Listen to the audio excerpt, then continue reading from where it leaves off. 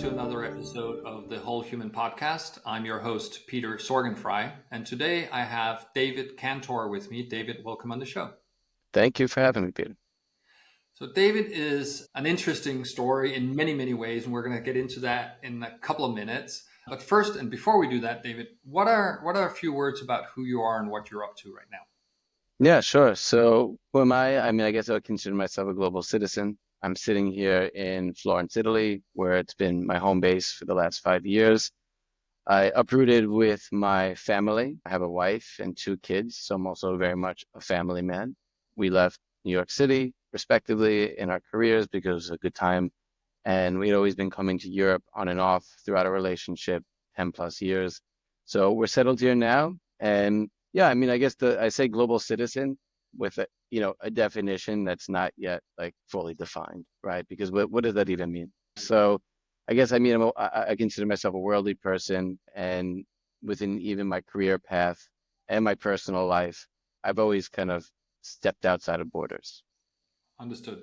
Yeah. Yeah, and it started early on, right? I think you went to school in New York and then you had an exchange year or something in China. Is that when the global citizen part of your life started?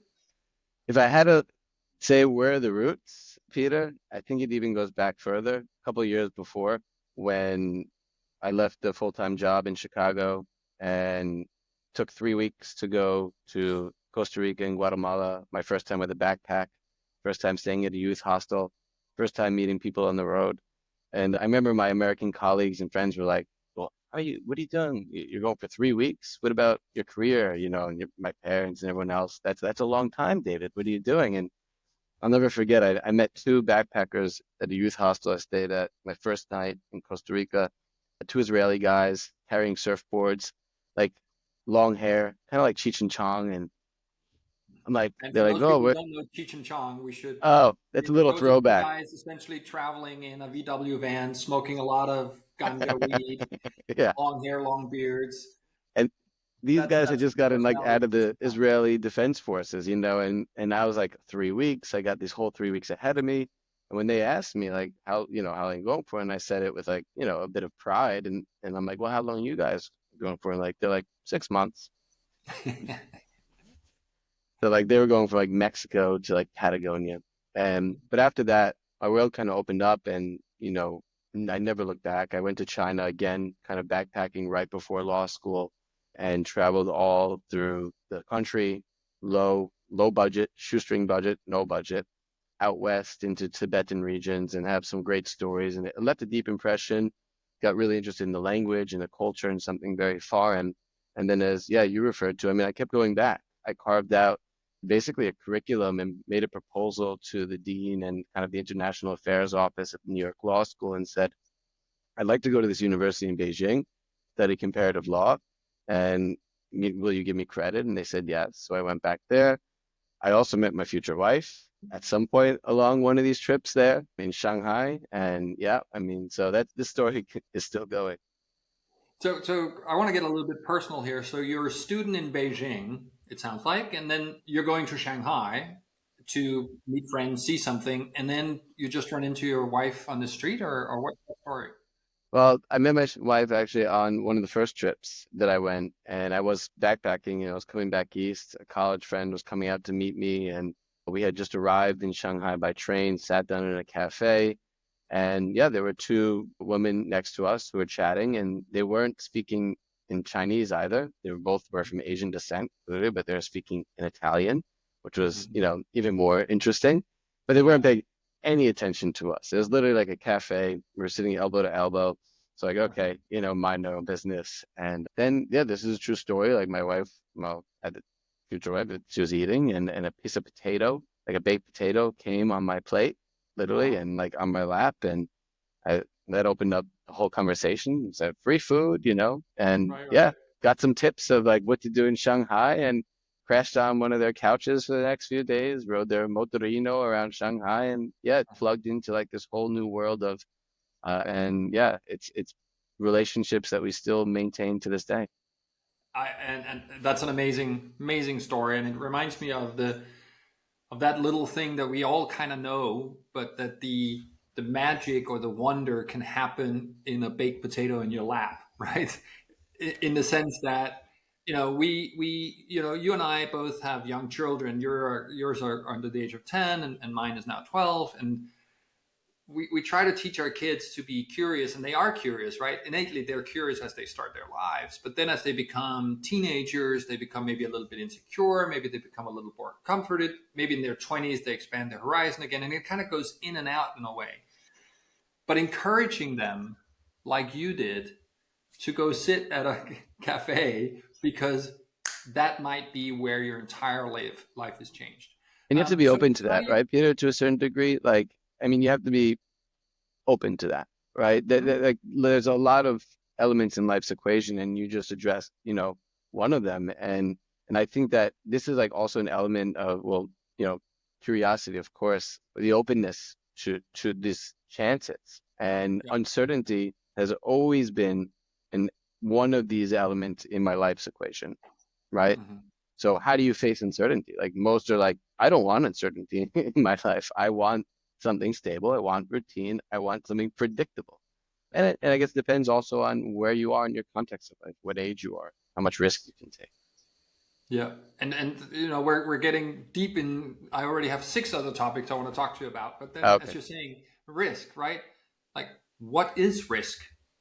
I was asked about that the other day by a founder. It's like, oh, I think we're taking on too much risk. And I'm like, well, what is it? In his case, it was because he was leveraged with venture debt and other things, right? So there was a financial component to the risk, and I think a lot of Mm, people associate risk with some kind of financial mm, implication in the mm, startup land. Of course, there's also risk going bungee jumping or paragliding or something else. That is more like a life risk, right? But when we talk about what you did, right, you were open to go have an experience in a foreign country. I've lived in America for 13 years. Back then, also when you traveled, not a lot of Americans would venture out in the world and just be like, I'm going to go here and explore. It mm. was it was a little more confined. So what is risk in the context of this stuff? Is it just being open? If it is it really a risk? Should we reframe that? Should we re-talk about it? Yeah, it's like stepping out of your comfort zone to a certain degree, right? Right. And to me, and again, it's all contextual, right? To me, it's been transformative in every step of the journey, whether it was, again, like making the decision to just hop out of my traditional confines of a full-time job in a city of Chicago and open a new door to a new part of the world. And, you know, that was stepping out of a comfort zone. And it it planted a seed where, going back to your first question, like how do you define who you are? I mean, I've defined myself and redefined myself, in my 20s, in my 30s. I'm almost 40 now. Well, I am 40 now. But one of the greatest human flaws, I believe, is that like we almost believe we cannot change ourselves. We cannot evolve. We kind of look at ourselves at a certain point in life and be like, this is who I am. I accept it. But I've learned so much from people along the way. I've learned, and professionally as well, in launching, one of my first startups around 5 years ago. And all of this to me has also been experiential, learnings that are firsthand, learnings that I've had to go through in order to fully comprehend, fully understand, the meaning of that. So, so I'm going a little bit into abstract land here. I know, Yeah, no, but but that's fine. there is real world application to all of this. Yeah, There and I, is. and I as you're saying this, one of the things I like to do on this podcast is give people like a couple of nuggets that they can take home and be like, okay, I listened to David and Peter having a conversation. I'm going to change my life in this way now. So if we're going to try this on for size, if you were to give like one piece of advice to somebody who feels stuck, that they cannot change, as you say, what is that one practical step that they can take today to maybe get unstuck? Mm. Speak with someone, right? Like organically try and, engage someone in conversation and bit by or read a book to a certain degree, like connect with something that you feel is genuinely going to move you. So I don't necessarily have like a direct answer to that because like what is it you're looking to change? Is it your career? Is it a relationship? Is it like getting a new hobby, right? One of the hardest things is just taking that one step, right? And then like just opening the door. And then you'll see you don't have to plan for all those doors that are going to open after that. It just happens. And I think that's also often advice, which is like just do one thing or just take that first step.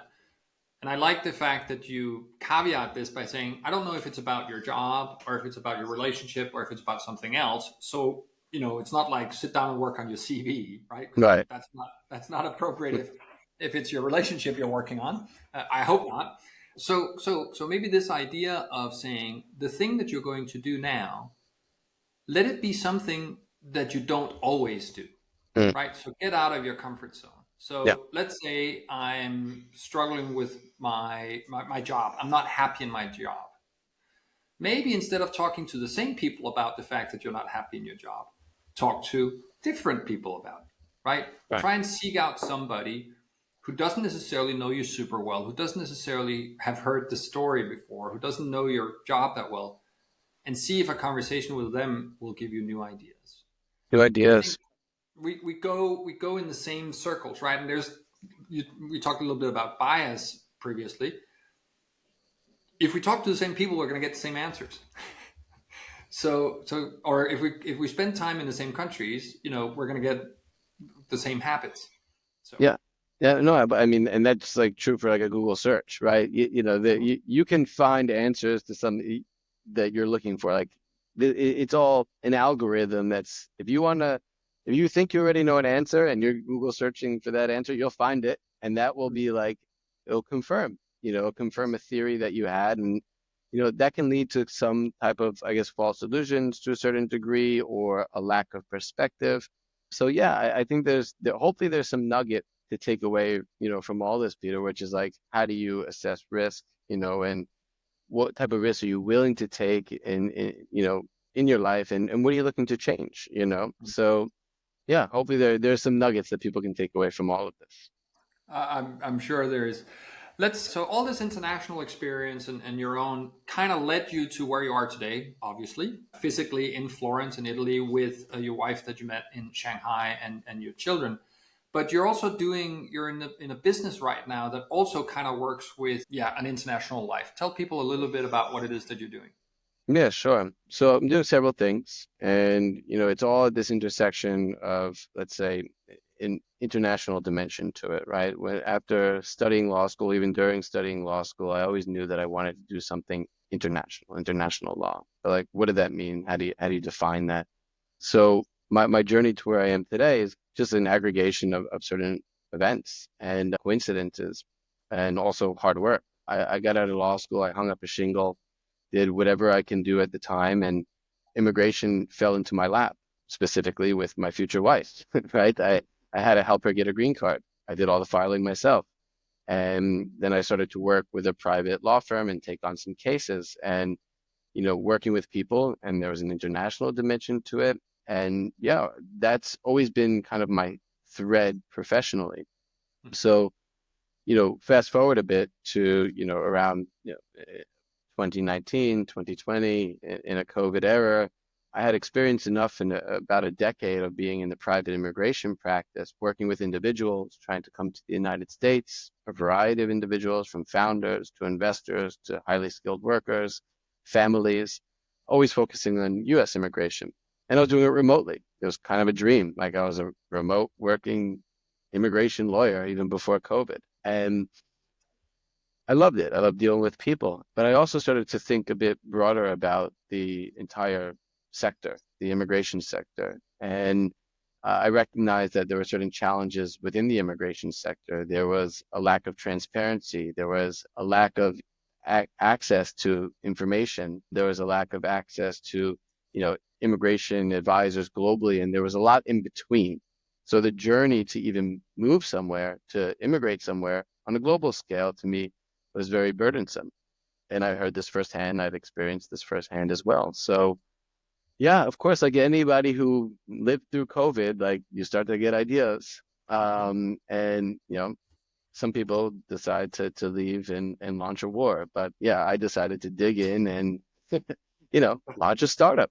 Right. So, and I guess that's where, I started to manifest this vision of relocate and yeah, launch what still exists today and is bubbling today in the global migration space. Again, another example of somebody having a fairly personal problem and trying to find a way of solving that. Immigrating your now wife to where you were, and then turning it into a business. Right. Some of the best businesses are created out of that personal problem that somebody's trying to solve. So, what kinds of is it? So if I'm immigrating, if I'm the person listening to this, and I'm in a highly skilled worker in Sweden, and I want to move to the United States. They call you and you say this is how you need to go about it. These are the requirements you need to fulfill. This is how it works. Or is that your business? Just to make it a little Um, bit more specific. yeah, I mean, I guess there's several different dimensions to what's on my desk, right? In my current capacity, I'm, leading strategic partnerships in the global mobility space for a entity called Build. And this is a startup company, but in many ways they have roots going back around 10 years, working with startups, working with founders, working with highly skilled workers. And I joined them around, the beginning of this year to scale what's called the Build Fellowship. And it's essentially a very niche immigration solution and pathway for highly skilled workers who have a job offer in the United States or want to launch their own company in the United States. Because the U.S. immigration framework itself, if we think about it in terms of just where we are in the global talent race, how we're retaining foreign national talent, the mechanisms that control migration into the United States, it's complex. It in itself, it's one of the most complex immigration frameworks in the world that other countries have actually modeled itself off of. And the Build Fellowship, kind of why I was motivated to join the team there, because it's a really great team, young team of entrepreneurs and doers, and also the mission itself to really fuel the innovation economy in the United States by, in your example, working with a highly skilled worker from Switzerland or from India or from China, who, believe it or not, Peter, like even those who have job offers in the United States are struggling to get a Right. visa solution. So, it was really refreshing to join a team like that, especially after around 4 or 5 years of, really struggling to get a startup off the ground, the first startup that I had founded, because when I dove into that, I had a big picture idea, right? It was a big vision. I wanted to, ease the burdens of migration globally. And, this was, I guess, in the startup world, you call it boiling the ocean, right? Mm-hmm. Where if you compare what Build is doing and the work there, why I say it was refreshing in many ways is because it's like in the startup world again, it's a wedge. It was a very specific solution to a very specific problem. So yeah, there's several things, I guess, always again in the immigration space that are on my desk at any given time. I love it. David, so you've done relocate. You're now in the Build Fellowship. I think you've done a couple of other things. You mentioned your first startup some time ago, and I know that when we spoke previously, besides you were going on a hike, which I love when we chatted. We also talked about some of the common mistakes that you have seen early startups make. So if we kind of take it back to you putting your founder hat on, and we're trying to add some value here to the people listening, what are some of the mistakes that you made early on building your business? Yeah, yeah. I honestly feel like I could write a novel about this, Peter. And Couple. yeah, of course. I mean, I think one of the biggest challenges to being a founder and looking back now, I was very passionate about the idea, Mm, the idea itself. And what I learned the hard way is that an idea in itself doesn't mean it's a business. right. Differentiating that when you're kind of in the heat of passion is a very difficult thing for any founder to do with the spirit to actually make it work. So there were several, mistakes that I've made along the way, right? Mhm. The timing to launch a business like that was and still is in many ways fortuitous, actually. It couldn't have been a better time to have an idea like that. In a post-COVID world, people are looking to work remotely, move from move from where they typically were. So what went wrong? Like I've asked myself this question 1,000 times, fast forward 4 years later. I had an amazing team. A really amazing team. At our peak, we had about 6 individuals who were working on the concept to relocate. Really talented individuals, but I was burning cash. I was burning cash that I didn't necessarily, well, have for much longer, and the operational costs could not justify the business itself when there was no revenue, no revenue. So, at that time, I didn't really understand what it meant to build really a lean startup. Right. To me, I was like, people are the most important asset. And Mhm. we can debate this, right? Because many, founders or individuals who have successfully launched a company perhaps will say the people who you involve are some of the most important. And there were great ideas. There was a great rapport amongst the team. We felt a certain energy. We all, I guess, believed that it was going to go somewhere. And I'll never forget one of the first employees that I had, Catherine Funk. She said at the end, like when everything dissolved, it's like I was kind of just waiting for you guys to pull this rabbit out of a hat, and it never happened. But So yeah, if I yeah. can build on that point, David, for a second, I completely agree with you, and I've written about this ad nauseum, right? The importance of the people in the business. And so we see that a lot of people with great ideas are good at attracting other people and doing things and getting good teams. So I think if we were to encourage our founders to do one thing, it is teaching them the financials of running a business, right? Making sure that they're aware of what cash flow actually is and what it means, and think about it a little bit long term.